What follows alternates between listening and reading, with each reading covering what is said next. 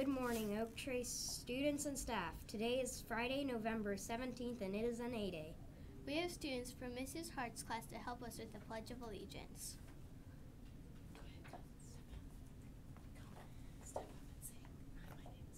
Hi, my name is Colin, and I'm in Mrs. Hart's class. Hi, my name is Kaylin. Hi, my name is Keegan. Hi, my name is Sebastian. Would you please stand for a moment of silence in the pleasant Pledge of Allegiance?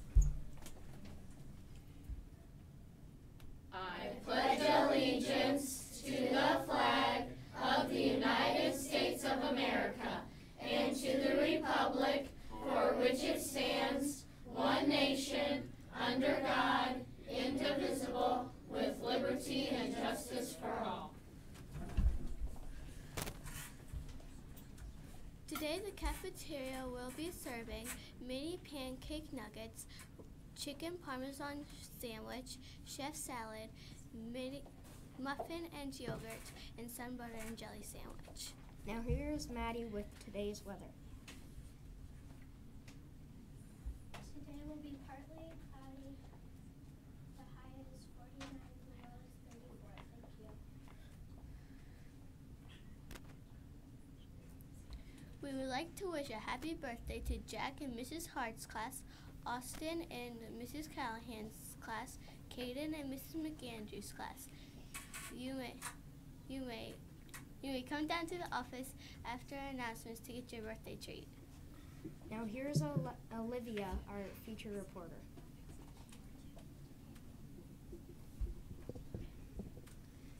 What's a cat's favorite basketball team? What? The San Antonio Purs. At this time, we have Mrs. Lynch with more of Trace News. Good morning, boys and girls and teachers. We've got lots to celebrate this Friday morning, and we've got a busy, busy day, too.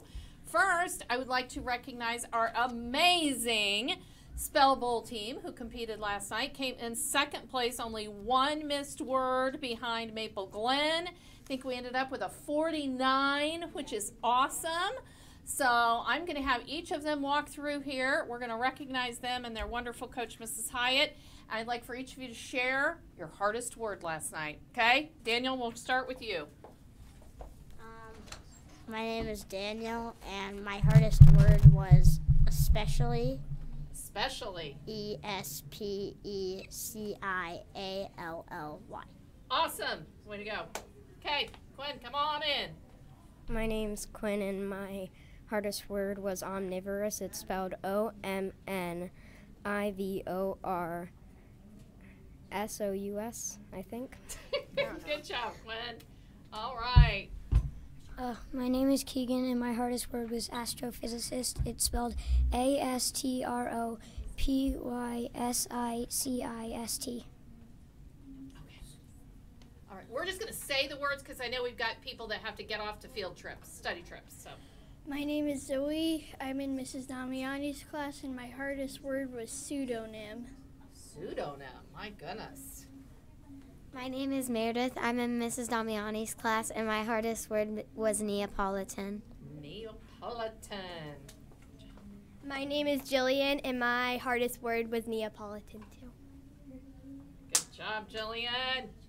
My name is Cheyenne. I'm in Mrs. Martin's class, and my hardest word was archaeologist. Archaeologist, good job. My name is Lauren, and I'm from Mrs. McAndrew's class, and my hardest word was astrophysicist.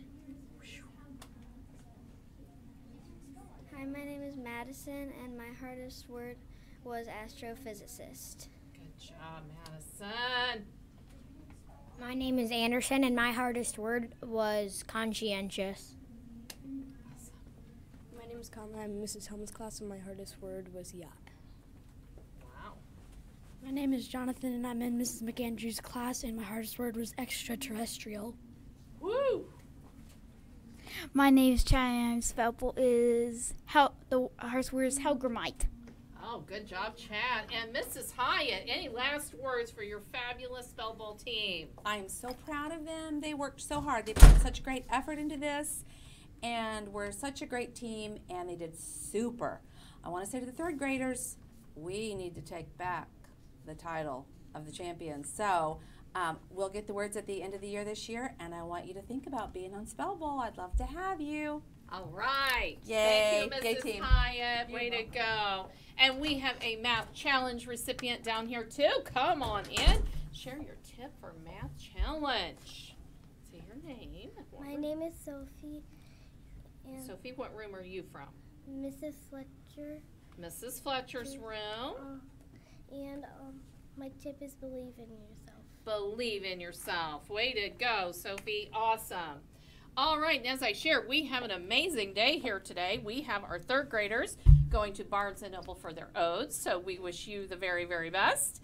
And fourth grade is going to see a movie I cannot wait to see this weekend, Wonder. Going to see that. And a reminder that third and fourth grade, you have swapped lunches today. Happy birthday to Mr. V. Want to wish him a very happy birthday. We also have a very important meeting here later today, and we'll have central office administrators walking around. So if you see unfamiliar faces in the hallway, be sure to stop them and welcome them to Oak Trace. And a reminder to please check the Lost and Found by the cafeteria. We have got a lot of things in there that need to be checked out, so everybody check that out. Next week is an exciting week. We only have 2 days, so there will not be a newsletter next week, just the newsletter today. And a reminder, we have fourth grade Pioneer Day on Monday and talent show dress rehearsal on Monday from 4 to 6. One of my favorite days, that talent show day, where we get to see everybody's amazing talent. So we are going to finish off with something on Thanksgiving, and yep. Okay, perfect. So I'm going to share the Thinking Thursday question. We're going to let everybody sign off, and then stay tuned for a little clip having to do with my Thinking Thursday question, which was, name 3 foods served at the first Thanksgiving with the Pilgrims and Native Americans. You might have thought turkey, but turkey was actually not served at the first Thanksgiving. Venison was, which is deer, and the Native Americans hunted the deer and then gave them to the Pilgrims as a gift, thanking them. There was also ham, lobster, clams, berries, fruit, pumpkin, and squash. So if your class named 3 of those, you were, and the ones listed there, you were in the drawing to win, and Mrs. Vanetta's first grade classroom gets the donuts this morning. So congratulations to you. And as we sign off, I'd like to share a tradition. At the very first Thanksgiving, there was enough corn kernels left that they placed 5 kernels of corn at each place setting, and as they went around, each person was to share 5 things they were thankful for. So I would encourage you, if you'd like this Thanksgiving, to do that at your own home and go around and share some things that each of you are thankful for. Take time to be thankful and grateful. So we're going to share a video from the History Channel on that first Thanksgiving. So we will sign off. Everybody have a great weekend. See you for our last 2 days next week. Thank you for watching today's news broadcast, and have a funky Friday.